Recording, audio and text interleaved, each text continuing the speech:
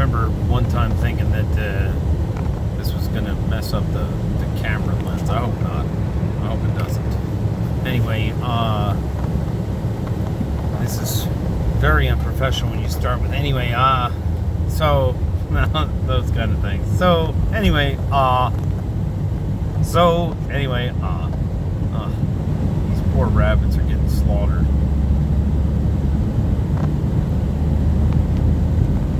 The weather's changing. The season is finally changing. The days are getting lighter earlier is the real question. I can't figure that out because I know that we still lose daylight because we are farther from the sun now.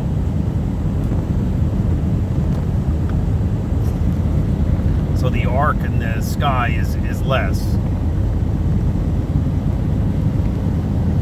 But today's gospel was about 8 different... No, not today's gospel. Today is the feast of... I can't pronounce their names correctly, but they were missionary priests.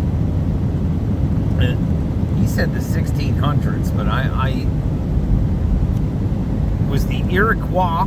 The Iroquois. I've heard them pronounced Iroquois, even though we used to say Iroquois. I don't know, like turquoise. I don't know. Iroquois.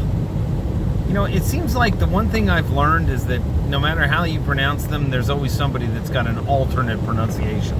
Like Sacagawea. Sacagawea. But anyway, the Iroquois Indians slaughtered. Well, they tortured the one priest, and he has kind of a French-sounding name. One saint, martyr.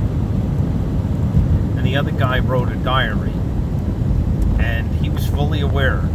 I read it an excerpt from it this morning, and actually Monsignor read it as well. He read a bit from it as well, because they know what's at stake, and they know what's going to happen to them. God is trying to prepare us for martyrdom, because the way to follow Christ is the cross. To be tortured, to be suffered, to suffer and to die. To be beheaded, to be shot, stabbed, left for dead, to be ignored, abandoned, to suffer great ills, to feel alone, to suffer dementia, to wither, to experience the heartbreak of loss,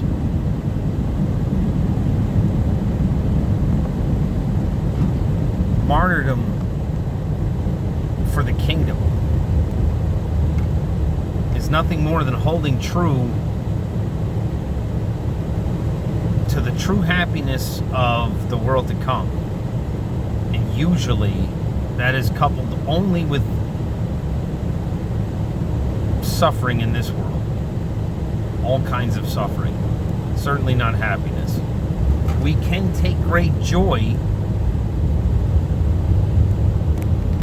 in the connection and the unity with our universal church, the saints, the apostles, the martyrs, the angels, the Holy Family, and our Lord Jesus Christ. We can take great comfort in that, and joy, and hope. But it comes with suffering in this life. And that suffering is united with our eternal destination. And that's just the way it is. We cannot live both. We cannot be both in this world, of this world, and still say that we can unite the suffering to the cross.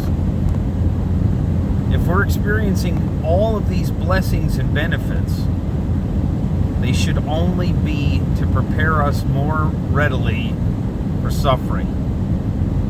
And sometimes it's great suffering to just give away away the things that are blessings to us. I know personally,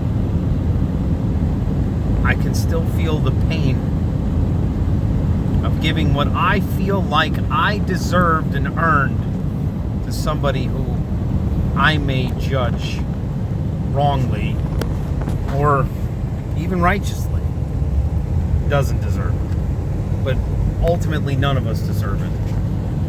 Certainly not me. It's not mine. God didn't give it to me just to hold on to it. He gave it to me to hold on with open hands, that He may take and give whenever He wants, for the betterment of the kingdom of heaven. I don't say that like I'm self-righteous or, I say that recognizing that there's too many times I've held things that don't belong to me. God has blessed me abundantly,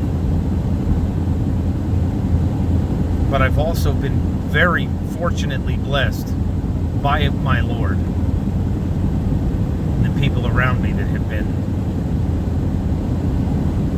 so humbly generous and also so willing to give their things to me.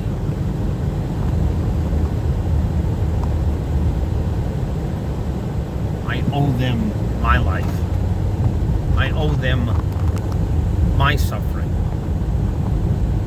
Ultimately, I owe them my martyrdom, because I want Christ through my blood